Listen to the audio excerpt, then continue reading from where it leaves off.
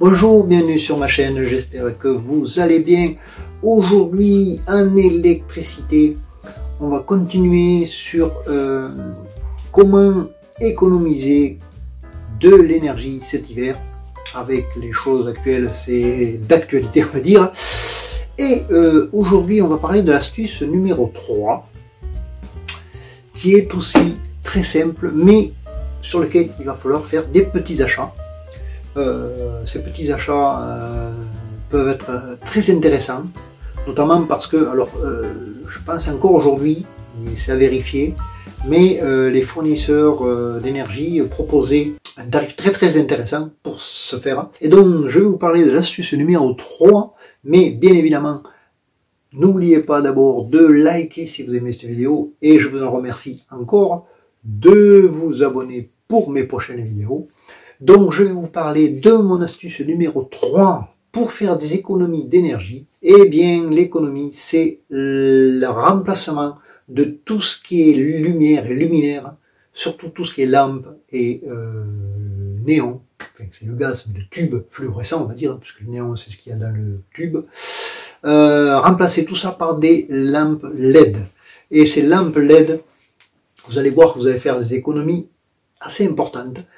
Parce que si vous regardez une de mes vidéos comme celle-ci, où j'avais expliqué comment remplacer un tube fluorescent par un tube LED, qui est assez simple à faire, et bon, le coût est un peu plus important quand c'est un tube fluorescent, un tube LED, mais pour tout ce qui est lampe, sachez que pour les lampes comme ceci, pour les remplacer c'est très facile, et en plus vous pouvez avoir un prix très intéressant par les fournisseurs.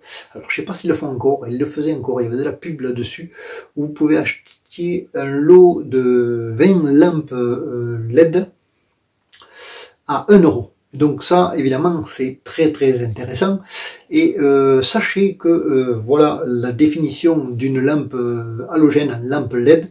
Vous avez vu qu'on réduit la puissance, et si on réduit la puissance, automatiquement on va réduire le coût.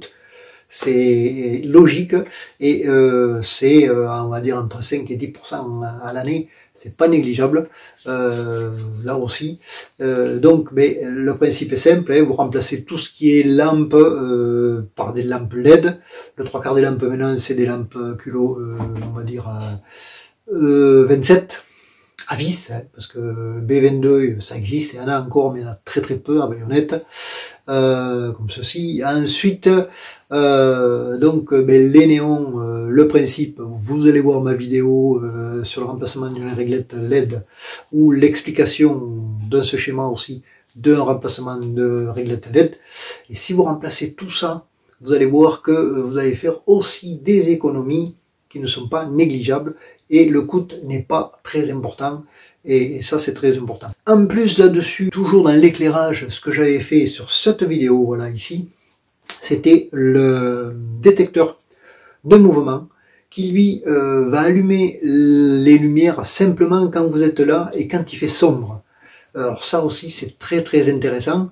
Le détecteur n'est pas excessivement cher, il y a un coût certes, mais automatiquement vous allez plus vous poser la question de dire est-ce que j'ai éteint mes lumières, est-ce que je les ai pas éteintes. Avec ce détecteur de mouvement, eh bien il ne détecte la présence que de quelqu'un quand il fait sombre, et quand il est là, quand ça bouge. Donc automatiquement, à part ça, ce n'est pas allumé, et ça c'est très intéressant aussi au niveau de la réduction d'énergie. Donc quand vous avez fait ces deux choses, après éventuellement vous pouvez faire aussi mettre des minuteries, comme ça vous savez que quand vous avez des cages d'escalier ou des choses où vous avez un temps à descendre, mais vous le calculez et vous savez que ça va s'éteindre au bout d'un petit moment. Tout ça c'est des clauses qui font que on puisse contrôler l'énergie et ne pas dépenser de l'énergie, laisser les lumières allumées, ou consommer de l'énergie comme par exemple ces réglettes, vous voyez que je vous montrais, où une réglette normale tube fluorescent était à 36 watts pour 1,50 m, et 1,20 m pardon, 1,50 m c'est 58 watts. Et si vous mettez du LED, vous divisez par 2, c'est-à-dire que pour 1,20 m vous allez vous retrouver avec 10 watts de puissance, Et pour les 1m50 qui sont 50 piles, vous allez en trouver à 20-25 watts. Donc automatiquement, vous divisez la puissance par 2 et ça, c'est pas négligeable, c'est très important. Et vous verrez que vous ferez de belles économies. Voilà pour l'astuce numéro 3. Je vous remercie de me suivre. N'oubliez pas de liker si vous aimez cette vidéo et bien sûr de vous abonner pour mes prochaines vidéos. C'est parti pour la prochaine fois. Allez, au revoir à tous. Merci.